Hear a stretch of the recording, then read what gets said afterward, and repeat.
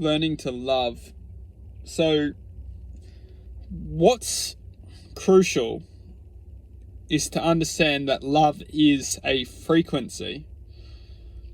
And what we're doing is we're ultimately just learning the frequency. Now, everyone can, you could say, form love because it's instinctual. We're all instinctually designed to form love. We're all instinctually programmed to form love.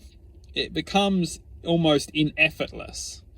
It's something that it's almost like an ice cube tray. As long as the water forms in the ice cube tray will hold the water. Now, this is the truth though, is just as much as the ice cube tray can hold the water, if you tip the ice cube tray upside down once frozen, put it outside in the sun, the ice will melt and the water will disappear. Now, this is what we must understand. By divine choice, this will happen, and we will feel that love is lost. But this is the truth, and many of us must activate this awareness now in order to save themselves from this reality, because this reality is almost throwing now the last straws of action. And the last straws of our action are chaotic because they're almost like the final testament, the final challenge. If it can convince us that love is all over, love doesn't exist, it essentially wins the final challenge. But if we just understand very, very, very, very basic principles of frequency and universal frequency, is that this reality is essentially you could say it's a imitation of truth. It's an imitation or a design based on reflection of truth. And the truth is that frequency can never be destroyed. Frequency can never be harnessed either. It can only be used within a point of existence, and with truth, that existence will always manifest. So you can contain frequency, which people refer to as harnessing frequency, but truthfully speaking, with time, no frequency can be truthfully harnessed to infinity. It will always manifest eventually. With saying that, us as individuals, we can never be contained over time. We may be harnessed, but we will always manifest eventually. And the reason why I say that is because when we can understand that if we feel that our love was taken away from us, it hasn't.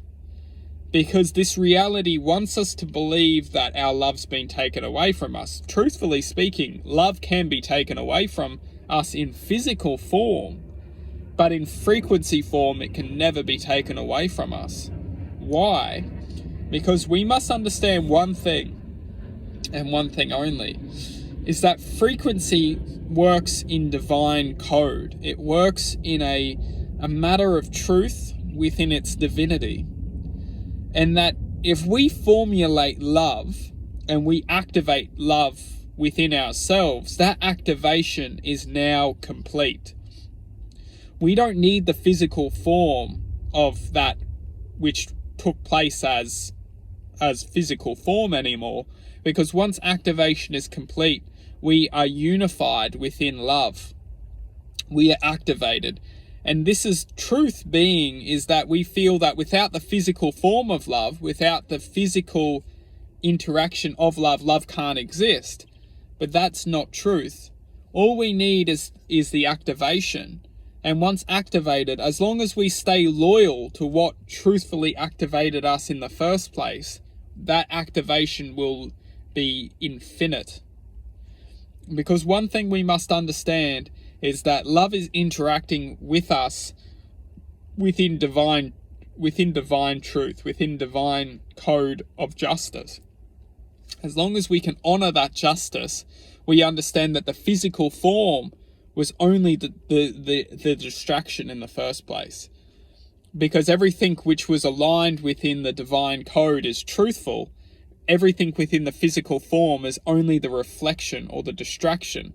So if we feel like the physical form is now taken away from us, and that we must lose our love because the physical form is gone, we are only attaching ourselves to the lower dimension of the reflection within physical form. So what's crucial to understand is that the physical form is only a dense speed of sound.